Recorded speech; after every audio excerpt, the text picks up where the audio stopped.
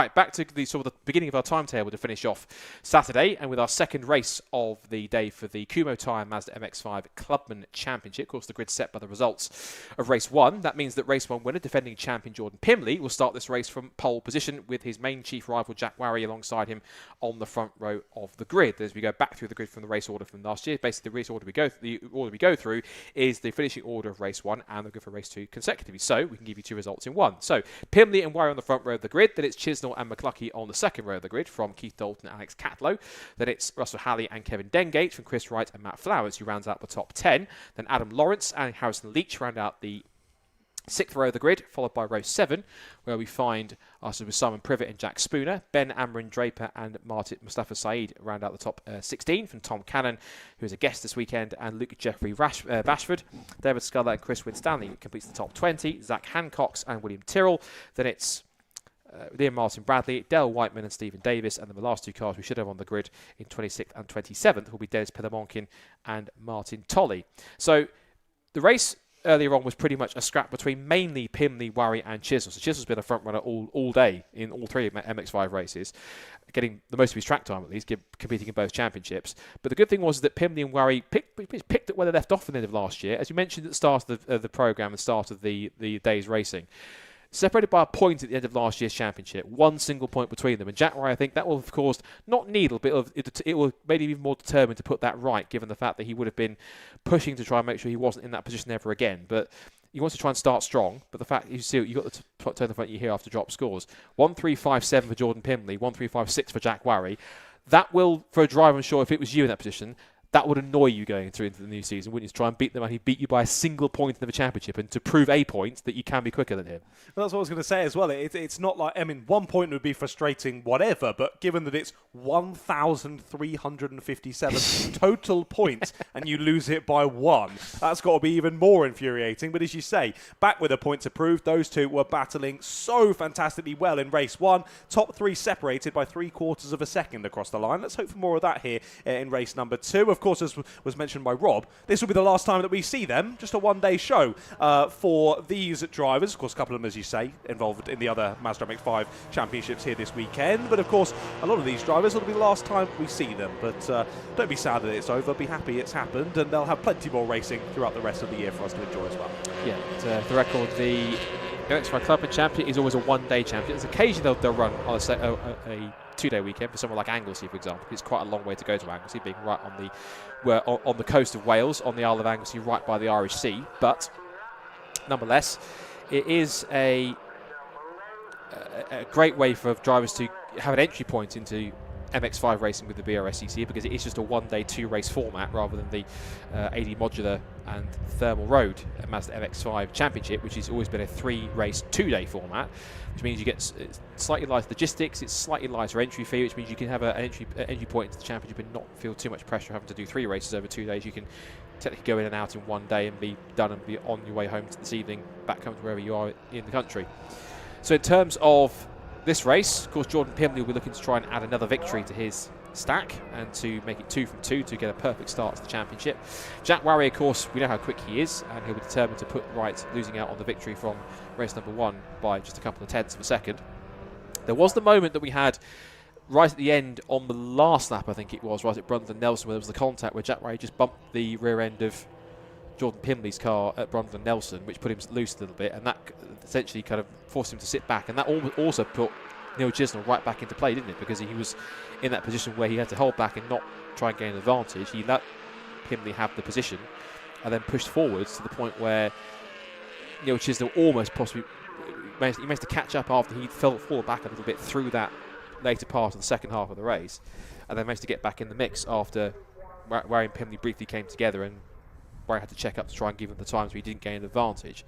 So that's going to be an interesting point to see how Warry tries to get that. Of course, if he's on the outside line where the racing line technically is, he should have the cleaner side of the track, which means, as we've seen a couple of times now, a better start off the line, given that's where the rubber's been laid down technically, whereas on the inside line where pole is, it's dustier, it's slipperier, because all the rubbles and marble and dust will be kicked up on the inside and dispersed for cars being on the racing line. So I would imagine that arguably Warry doesn't have pole, but on the front row on the cleaner side of the track should have a better run towards turn 1 if he can get a better start and sweep across Pimley by the time they turn in towards Ritchie's at the first corner. Yeah, I think it's going to be difficult to separate these two at all, isn't it? Down, well, through the first corner and throughout the entirety of the second race of the day for these drivers. Also got a shout out as well to Jack Warry that he is the top privateer on the field as well. So even more impressive, up at the sharp end of the field as a privateer, properly getting stuck in and just missing out on that race 1 victory, as you mentioned earlier, by just over 0.4 of a second. Well, let's see who gets the lights at the start of this one, whether that outside line does work for the number 6, or whether your defending champion in the number 1 can hold on to it through the first couple of corners. But then we've still got a further 15 minutes to play with as well. And there were plenty of other drivers outside of that top 3 that we saw scuffling throughout the previous 20 minutes of racing, or 15 minutes of racing, I should say. There's plenty of others outside of those top 3 to who could very much come into play with it as well. So let's see the likes of the number 2 of Matthew McCluskey on the outside of that second row. If he can get a good jump here and get stuck in early doors, maybe the top 3 won't scamper away quite as much as they did previously. But it looks as though drivers are about ready to go then on the front row of the grid, and throughout the field they watch for the lights and get ready for the race start of their second and final race of the day. Last couple of yellow flags being withdrawn into the pit wall. We wait for the green flag at the back, which signals we are all set to go and the track is clear. And then once we've done that, we'll see if it's going to be lights out and seconds out. Pimley versus Worry, round 2. As we get set for the second Kumho Tyre Mazda MX-5 Clubman Championship race here at Snetterton to kick off their start. And as I predicted, Jack Worry on the cleaner side of the front row of the grid gets a much better start from Jordan Pimley. He comes back in with the second phase of the start, but it's Worry on that cleaner pass of the track from the front row who does lead in towards turn 1. It's Pimley in second, Chisholm in third, and fourth place looks like it has been Keith Dalton's held on ahead of Matthew McCluskey. Powering around the outside of Matt Flowers there was Harrison Leach. And not only gets the move, but swings to the inside line to try and hold the place. Back in towards Wilson for the first time. And it is Worry, Pimley, Chisnell. A couple of cars running a little wide. One I think is possibly Matt Flowers in the 22. Another one's going very wide in one of the Hills Motorsport cars. And two cars have gone off in the background on the exit of Wilson Hairpin. I couldn't quite see exactly who they were. We get a clearer picture now. One is 666, which is Simon Privet. And he continues on unscathed. There's somebody else went spinning, but I didn't see who that was either, but looks like they've recovered finally. Here comes Pimley charging up the inside to make the move in towards Agostini Hairpin. Chisnell keeping a watching brief in third as the two leaders of the two title contenders from last year go at it once again on the opening lap of race number 2. Side by side on the straight, up towards it. There's more contact further back. That's Harrison Leach, I think, battling away with... I can't quite see who that is just yet, but we'll wait and see how that... It might be Russell Halley he's battling with. He's into 6th position. Chisnell in the mix as well. That's Halley battling with Matthew McCluskey, I think. Alex Cattler must be in there somewhere as well after he started in P6. But as we predicted, these three are going at it, and Pimley tries to go back around the outside at Williams' corner onto the Bentley straight. That's not really going to work. And also you can see here, arriving on the tail of all of them, is now Keith Dalton in 4th position. I won't say where's he come from, but he's going for third, for second. Could he go for the lead here? It's 3 abreast down the back straight. This is only lap 1, and Keith Dalton from nowhere on the opening lap of the race is going for a podium place. Here we go then. Dalton, lovely run there out of Williams, trying to make it 3 wide down into the braking zone. I think has just backed out of that one and dropped back in as they continue to press on through them. Well, our second place on the grid, Jack Warry, still leading this one. He nearly jumped the start out of our comms box window. He creeped a little bit, stopped himself, and then the lights went out and he went. So I think all was fine. Just a little creep from Jack at the start. But he did well and ended up getting a lovely jump and getting that race lead. But he's had to fight this one so far, hasn't he? And more drivers joining the fray as well at that shark group. We've changed for second. Through has gone Chisnell then. So up to P2 he goes then at the end of lap 1. Just noticed the safety car is in the pit lane, but it has its lights on. It usually signals it's about to go out. This is just coming to the pit lane, but the safety car lights are on. So that's... What does that signal, if anything? We'll wait and see. I'll keep an eye on that as you look at our leaders across the line to end lap number 1. Chisnell leads, Pimley second. McCluskey's up to third. I know. Worry's got another faulty transponder again. That's the reason why I wondered why McCluskey was third. There's yellow flags at Wilson Hairpin, and someone had a huge dive up. There might be Alex Cattler, I think, who had a huge twitch on the exit of Ricci's corner there and caught it nicely. Into the hairpin they go. That'll be for 7th place. And was it Catlow? It was. He gets a helpful push out the corner by Harrison Leach. Let's call it a push. It looked like a shove, wasn't it, at the back of the car? But as I say, Jack Worry is in the lead of the race. But again, like race 1, he had a transponder that wasn't fully showing him initially. So he's going to be manually inserted to the TSL timings. But manually inserting himself into the lead is going to go Chisnell, as Worry does appear now. of the timing screen, but as soon as he does that, Neil Chisnell steals the lead away from him, and down to second he goes. So Neil Chisnell, remember, hasn't yet won a Mazda MX-5 race in BRSCC circles, I don't believe, at least not in the MX-5 Championship. I don't think he did it in Clubman either. But Chisnell is now pushing forward to see if he can get a first victory.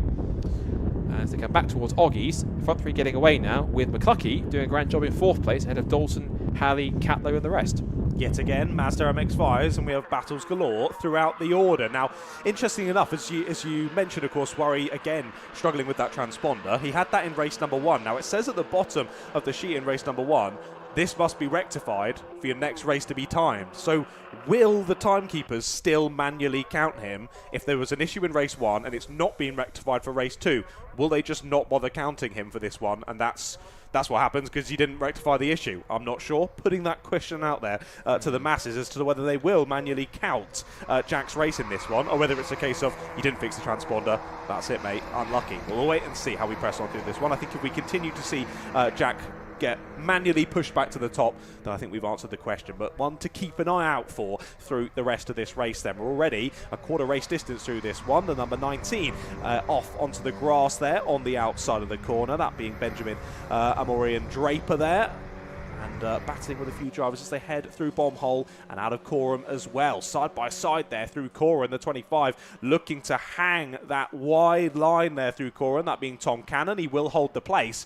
But I will say, from my brief escapades as a racing driver, I'm yet to find another corner that is as challenging as Coram. That is such a difficult corner to get right, and I always felt like I could take a bit more speed in, but you always feel like you're not quite doing it right. It's never a corner that you do and then go, yep, that was perfect. It always feels like you're losing time through Coram. So to get it done and get it done quickly is impressive in and of itself. Well, these two continuing on their ding-dong battle. This is for just outside of the top 10. Yes, Ben Amber Draper and Tom Cannon also closing on them right behind. He's also Mustafa Said and the 16 of Luke Jeffrey Bashford.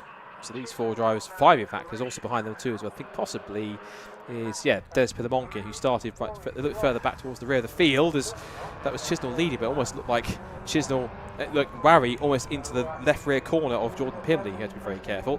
Pimley has maintained second place. This is another fight for 4th going on. They're all over each other here. You've got Halley in there, I think, who's moved up to 4th place with McCluckey or Dalton to his outside. Yeah, it's Halley versus Dalton, and Halley in the purple and fluorescent yellow cars in there too. McCluckey to the outside of everybody as they're turning to the right-hander. Harrison Leach has been quite feisty here in number 79. He's been sort of bumping and boring his way through towards the front. He's got Alex Catlow behind him as well in the Bromley Motorsport car. There's a good few names here which I'm recognising genuinely having raced in the Winter Esports Series. Harrison Leach is one of them, as Alex Catlow. Also is Liam Martin Bradley was another one of them too that raced in that championship. And anyone else? Not quite, no. The rest of them kind of all just didn't take part and were sticking to real world racing rather than sims.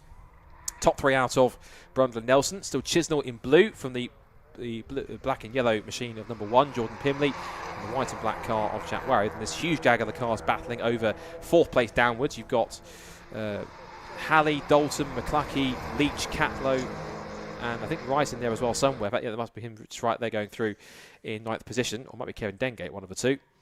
But in towards Murray's. You're absolutely right about Coram. It's one of those corners where you never really know kind of what line to take or where to exactly brake, where to do it. And, was that one car, I think, in the back? Was that Dengate running wide at the corner? No, it wasn't. I think he was running way wide onto the grass, but he managed to gather it up quickly before he made a mistake.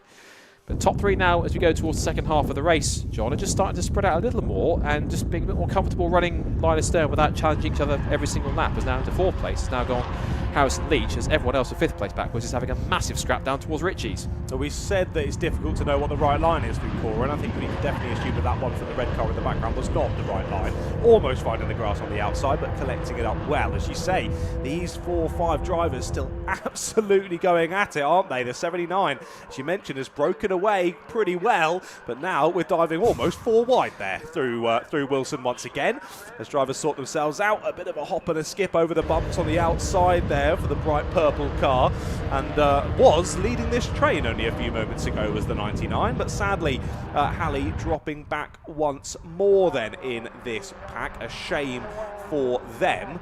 But yeah, as we saw, top three, once again, just like we saw in race number 1, breaking away really nicely at the sharp end of the order. It just seems that Chisnell, Pimley and Warry have that little bit of extra pace over the rest of the field. They're just able to gap the rest of them early on in the race and then have their own squabble for the top three. But it has been a lovely breakaway at the sharp end of that group. I think they're probably going to be saying, oh, thank goodness I've made it out of there with all my wings intact, and they can now look to press on to the top three. But is there enough time to do so? I'm not so sure. As that happens, shout out to Simon Waterfall, he has corrected me. Neil Chisnell has won a BRSCC MX5 race, 2022 in the wet at Alton Park. Thank you, Simon. You're a much more high Fontaine knowledge than I am in that part of the Mazda MX5 paddocks. Thank you to that. Of course, he's one of the key people behind, I think, Bromley Motorsport. Runs with him regularly in the BMW Super Cup, which I think he's been back in once again. So good to see Simon is still keeping around in motorsport circles. Of course, Mazdas and BMWs, which are Bromley Motorsport, are getting quite involved in these days. I have to say that their cars, admittedly, not supposed to have favourites as a commentator, but they are quite good-looking cars, particularly the BMWs. Chris Stretton's BMW with the white, with the proper flashes they have on the side, the Bromley Motorsport graphic flashes on the side. It's a really clean-looking car. So whenever someone's got a car looking like that, or when it was last year, one of my favourite looking cars of the season. I'll say that quietly. Moving on. You're not meant to have favourites as a commentator, but I do, because I can. Anyway. In terms of liveries, though, this weekend we've been treated, to be fair. I think we've got classes and championships where we would expect some exciting liveries, though, given Caterham's, MX5s, all sort of that lot. There's been some brilliant liveries on show, hasn't there? Yeah, Fiestas too. Still got the juniors to come back for the second. And I think there's been some great-looking cars in the ST240, some really good class liveries, including all three of the generations of AIRTEC Cadet's car, 24, 25, 26, that all made it into the top 5, which is quite ironic, but or just about, or got close to it anyway.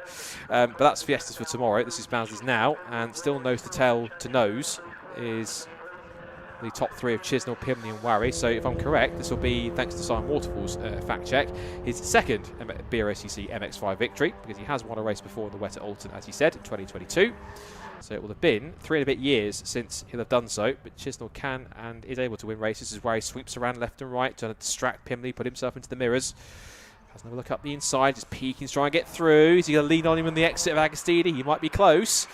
And the camera handily switches to see where he is, and Pimley gets better momentum off the corner, and Warry also allows himself just to slot back in behind Pimley, because he knew if he stays to the inside line, he was trying to make a move into a gap that was always going to close, given that Pimley was going to take the racing line to cut across into Hamilton's. So that was never going to work out. So Pimley's putting all his focus now back on trying to get back past Chisnell as they come out of Oggies into Williams and onto that long Bentley straight.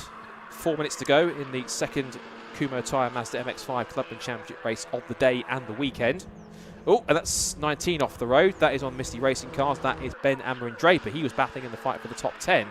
Yes, about 12th or 13th place. He was battling with the likes of Pillamonkin, Cannon, Side and Privet in that battle. So he's dropped back as something's happened. He's looped it. And there has been a change, as is rightfully demonstrated by the on-screen hand, in front of me hand gesture by Ratters. It was kosher, don't worry.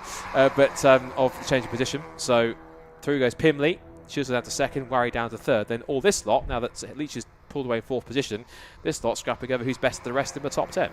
Indeed, yeah. Action-packed this last race of the day then for these drivers in the Mazdas. And we have switched around once again then, getting the move done. Finally, Pimley back through into the lead of the race.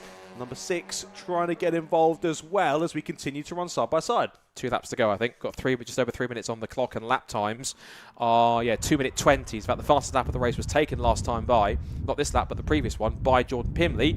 But it counts for nothing if he can't, well, it counts for a point, of course, but it doesn't count for the win if he can't hold on to it. Chisnell's trying to battle his way around the outside. He's got momentum, and Pimley has to give him the space. He's got the inside line. Here comes Warry. Is he going to be 3 abreast down towards the hairpin? Let's see if we can answer that question.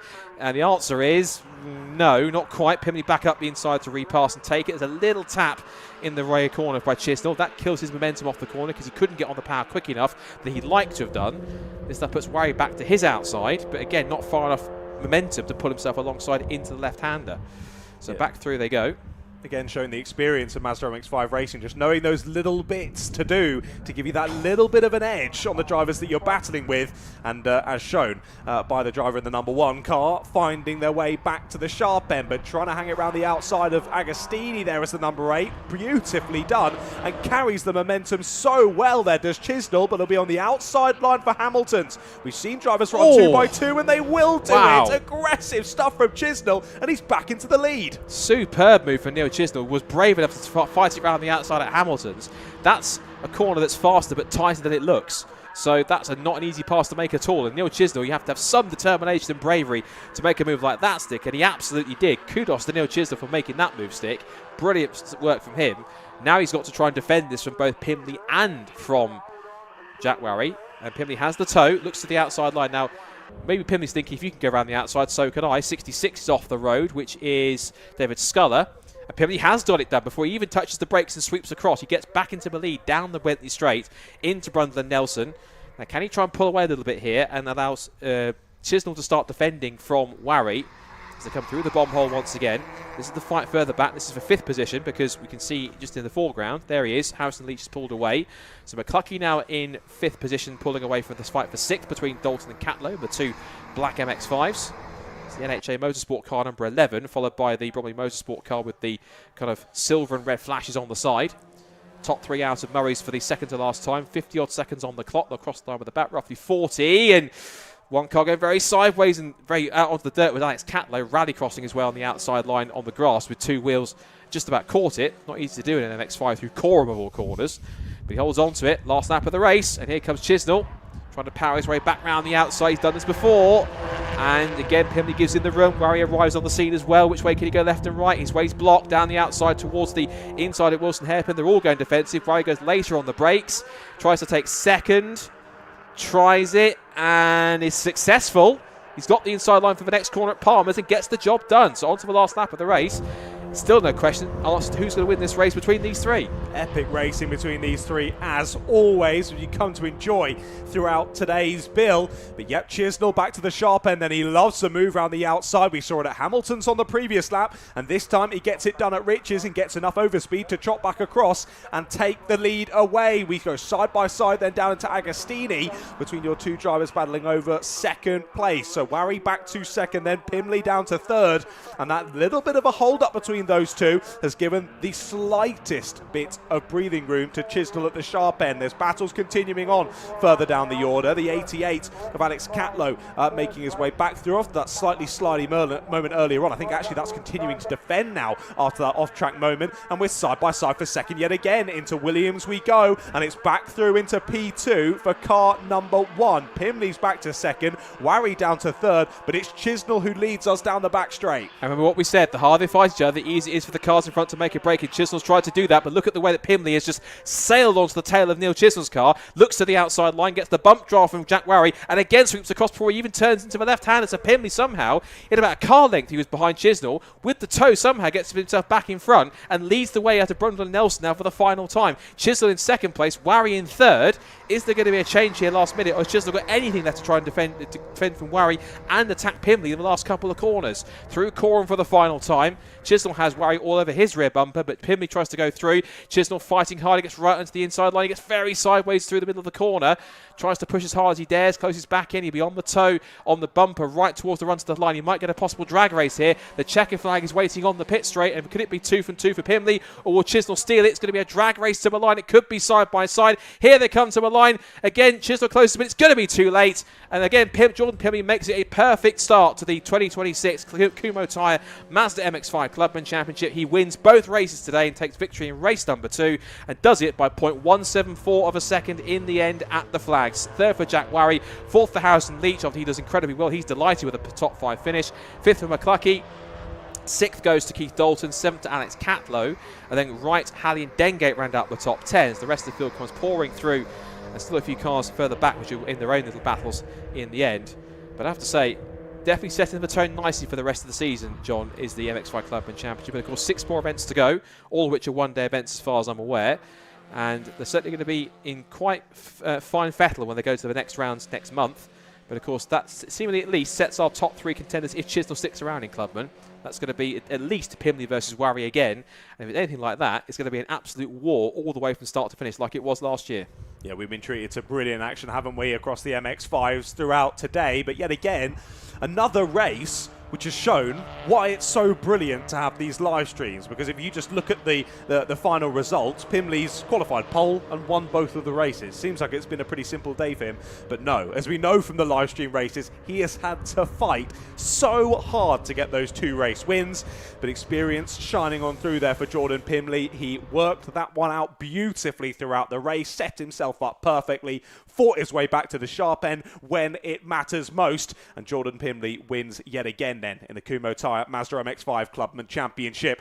Battles through to the flag, not only in our leading group, which was separated yet again 2 races in a row, where the top 3 are separated by 3/4 of a second, but looking down the rest of the order in terms of the overall results in that race, yet again, Mazda MX-5 treating us to great racing. No matter where you are in the pack, no matter your experience level, you have someone to battle with. And once again, it was a tough one for our producer to actually try and keep up to date with who we should be following, because there was so much happening. A shame that we won't see this particular Mazda MX-5 championship tomorrow, because wow, amazing racing, not only between those 3 at the front, but across the entire order. Indeed so. Jordan Pimley then proving why he's the champion. Car number 1 in P number 1 in both races. He takes victory again by just under 0.2 of a second from Neil Chisnell in second place and Jack Warry in third. Harrison Leach a delighted 4th ahead of Matthew McCluckey, then Keith Dalton, Alex Catlow, Chris Wright, Russell Halley and Kevin Dengate rounding out the top 10, followed by Pillar Monken and Privet, then Luke Jeffrey Bashford and Liam Martin Bradley, Mustafa Saeed, Tom Cannon, Chris Winstanley, Benjamin Amrin Draper, Zach Hancock, William Tyrrell,